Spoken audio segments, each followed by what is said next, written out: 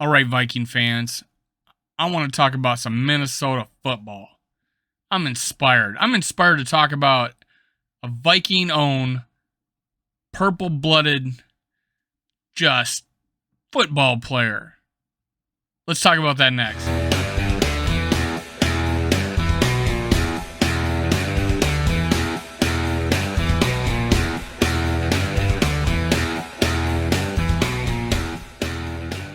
Welcome to Skull World, brought to you by Minnesota Sports Talk. I'm your host, Dave. You can follow me on Twitter, TikTok, and Facebook at Skull World.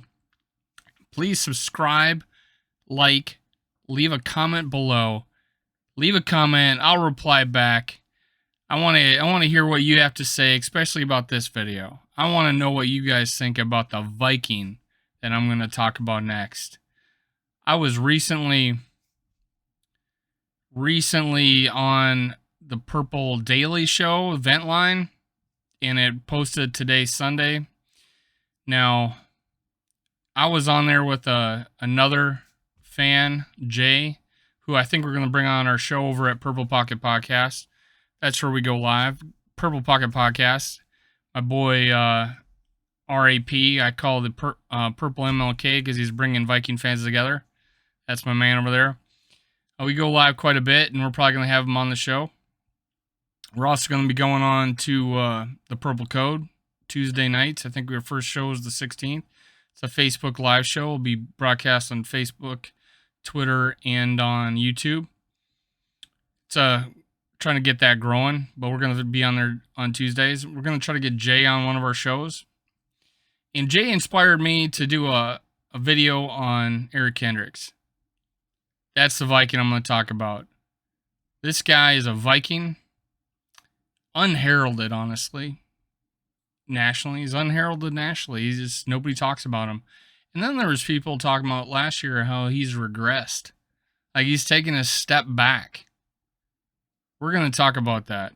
We're going to dive into him, and I'm going to revisit his college years and his draft. And, and then what his current situation is.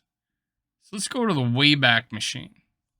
I'm going to do a live reaction of what Eric Kendricks' draft profile was. And then we'll talk a little bit more about him. So he was round 2, pick number 13. We felt this was a steal back then. I don't know if you remember this, but yeah, we thought it was a steal. We got him in the second round, man. What a great addition to our team. I'll go on to talk a little bit more about his college years, but 40-yard dash, 4.61. Pretty good for a linebacker.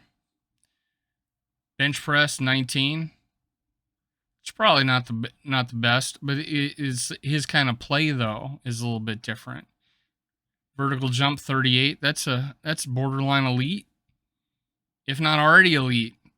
Broad jump, 124 inches. That's over 10 feet. That's elite. This is an explosive player.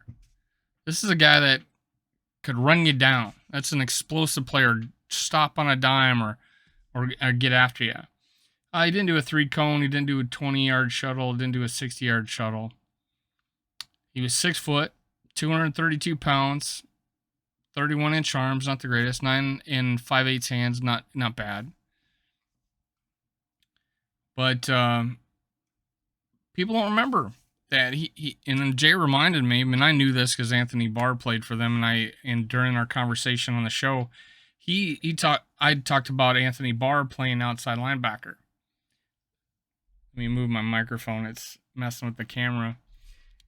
That Anthony Barr played outside linebacker in a 3-4 and was a rush, an edge rusher, and he's been playing out of position. And I made the comment that we didn't have $3 million to get Anthony Barr on this team to play outside linebacker and finally get him in a position where he is comfortable with, instead of always playing him out of position.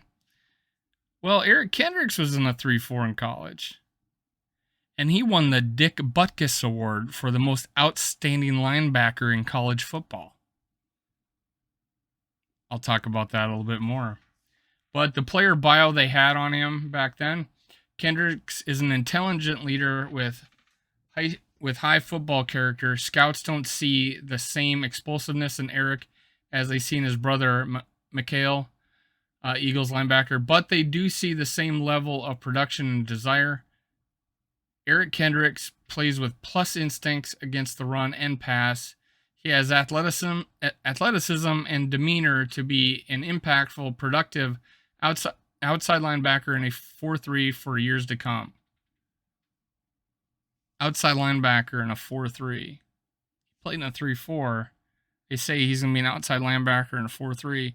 I think wherever position you're going to put Eric Kendricks, he's going to be a good player, but he's been our middle linebacker most of the time.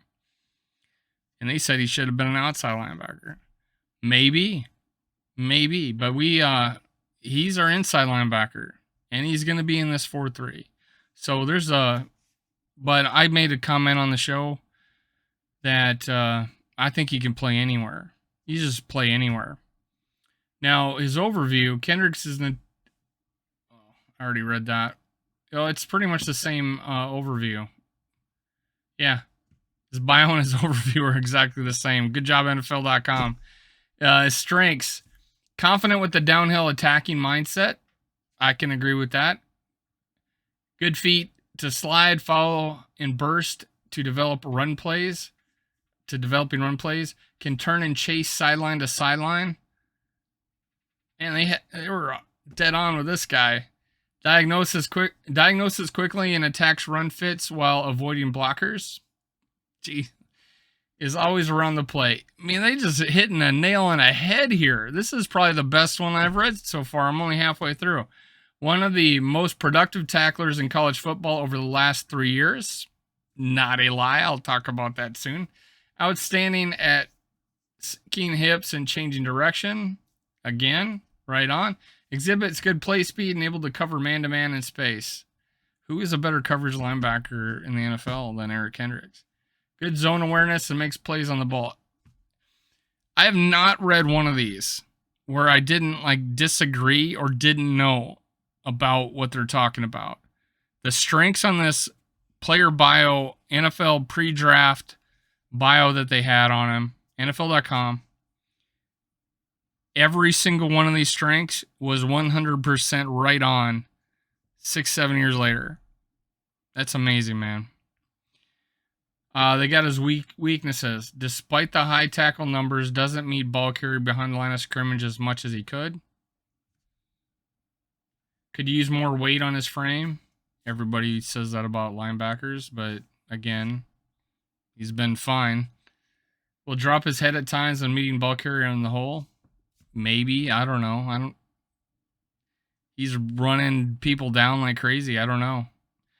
He's not a big linebacker. He's not the strongest linebacker, but he's agile, quick, and beats blocks. He's all over the field. Wasn't much of a factor as a blitzer. So we'll talk about that. That may have changed. We'll talk about that in a little bit. But I've never had a NFL draft profile be so dead on so many years later that I'm reading right now than Eric Kendricks' bio, his strengths.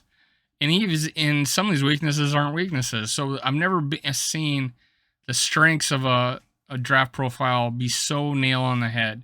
So that's Eric Kendricks. Well, back in college, when he won the Dick Butkus Award for being the most outstanding college linebacker in the nation, I'll supply a video of a highlight video where it opens up with that and him crying, reading his letter, and his brother being, talking about being so proud of him. It's heartwarming. And then they go into a highlights, and it's pretty good music. So I'm gonna put it in the description. Go check that out. Treat yourself to the greatness of what Eric Kendricks has been. In Pro Football Focus, shame on you. Madden, shame on you for not giving this guy enough credit for the athlete he is. And I apologize for not doing a video earlier on this. And thank you, Jay, who I think is a subscriber now. I'm going to give you full credit for this. Revisiting Eric Kendricks has been a pleasure. That's how good this guy is.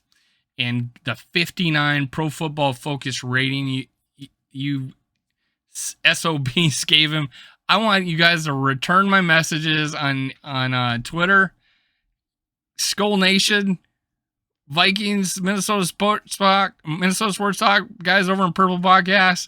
Get on Twitter, get PFF to get on our show because they are doing us dirty. That's embarrassing how off they are, especially about Eric Kendricks. Freshman year, 52 solo, 77 total tackles, 52 of them solo, 2 sacks, 4.5 for loss. Sophomore year, 149 total tackles as a sophomore, 91 of them solo, 6 for loss, 2 sacks. Is junior year. Oh, and that's 14 games. So those were both 14-game seasons. 11 games he played in 2013. 105 total sacks. So he must have sat out a few games. 64 solo, 4 for losses. Here he is, and then his senior year.